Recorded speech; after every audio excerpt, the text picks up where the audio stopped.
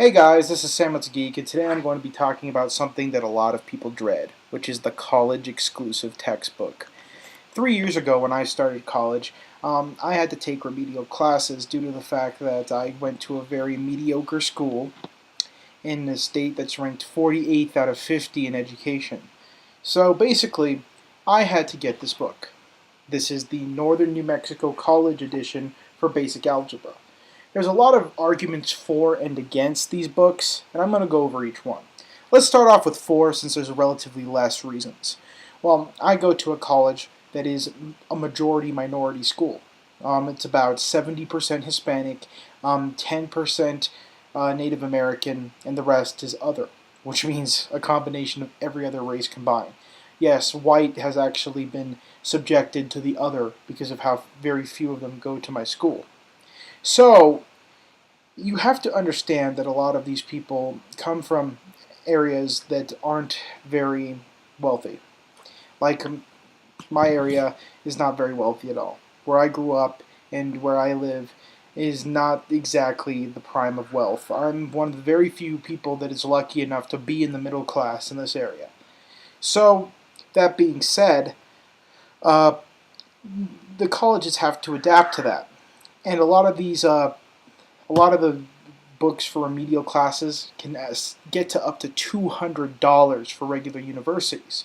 So in order to cut costs for their students and the fact that they have to supply and own a bookstore themselves, they order custom books.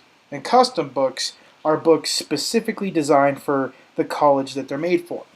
This helps out a lot because it cuts the number of chapters used in the book. As you can see, this basic algebra for Northern New Mexico College, if you look at the first chapter, it's not actually chapter 1, it's chapter 4. Giving the professors the exact number of chapters they need. This book only goes from chapter 4 to chapter 9, which is all we learned in class. Therefore, cutting the fluff of having an entire textbook, cutting the printing costs, and allowing for a much more precise class for the students. Of course, there's some obvious drawbacks to this. Although this book was only $80 new, which is rare in college, because the regular version of this book, the universal edition that a lot of the universities use, is $200, and this one's $80. It saves you a lot of money, but at the same time, you're stuck with this book. I didn't keep this book because I needed to know basic algebra for the rest of my life. I didn't keep it because it, shaped my worldviews like some of my ethics books did, or challenged my views like some of the racial class books that I have from the interracial studies that I did. You got to understand that the only reason I would have this laying around is because there's nothing to do with it. The books are updated so often that you can't really sell them back to your bookstore, and universal statewide book companies won't take it because it's missing tons of chapters. So basically, it becomes defunct after one semester, and there's nothing you can do with it.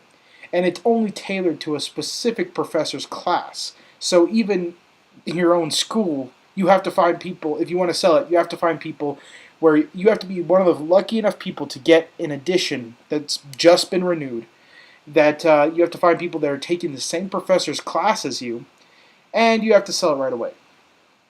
Of course, there's also drawbacks for used books anyway. For example, my microeconomic class, I was able to find this book, which was regularly $250, on Amazon for about $80 as well.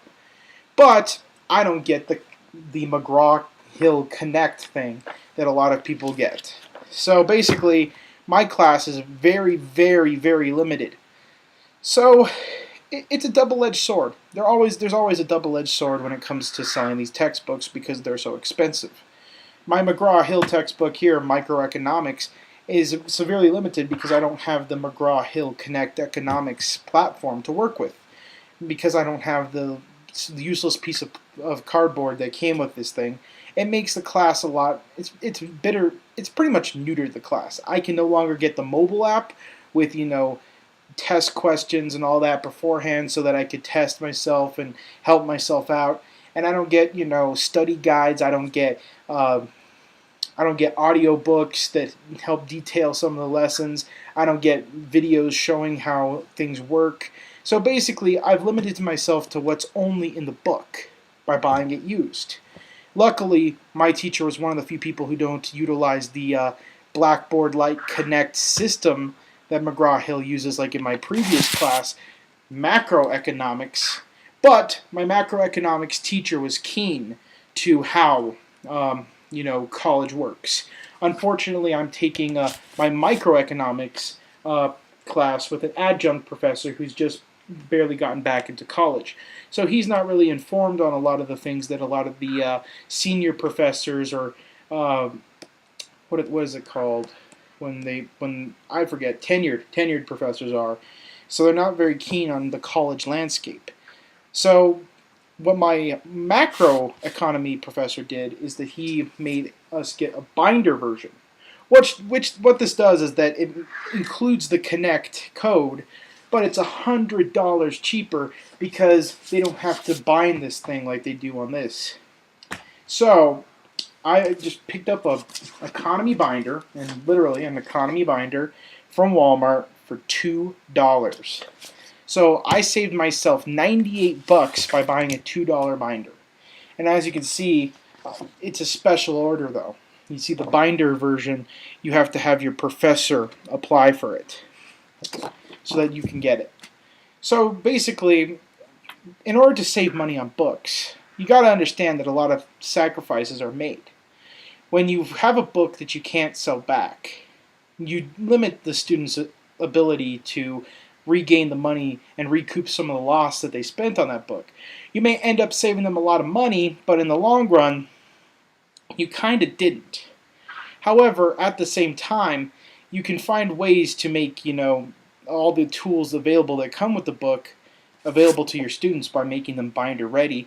But at the same time, you also lose money for the students because I can't sell this back either. This binder ready edition, never going to be able to sell to anyone. Mostly because, you can it's easier to get damages on the binder ready edition, and a lot of the people who use those type of books usually use the services that come with them. And they give you the binder ready edition so that you could save money and still have access to all the vast features. For example, I'll have access to those features forever because I bought this binder edition, and I'll always be able to log on to McGraw-Hill as long as it exists to access all those wonderful audio books, get access to the app, and quiz myself in macroeconomies. Unfortunately, with the microeconomic book, although I saved myself a lot of money, I cheated myself out of a lot of resources. So, books are a very, very controversial subject when going to college. Personally, I am not a real big fan of the college exclusive textbook due to the fact that, even though I may not use some of the knowledge in the other chapters, it'd be still nice to have them. I would still like to learn the basic fundamentals. Not having chapters 1, 2, and 3 and being forced to keep the book kind of stinks. But at the same time, I can totally understand why my college would want to do it. We mostly serve working class, minorities, and they need to make it as easy as possible for them to stay in college after the remedial classes. And remedial classes are somewhat mandatory since almost every person I know that goes to the same college that I do has another year tacked on to their degree because of needing to take remedial classes because of the failure of public education. But that's a video for another time. What are your thoughts? I know a lot of you go to college or are starting to go right now. How do you feel about the trade-off of instead of buying a $200 textbook, you buy an $80 one, but you have to keep it pretty much forever? Anyway, thought I'd bring this up. I thought it was an interesting video topic. Samuel out.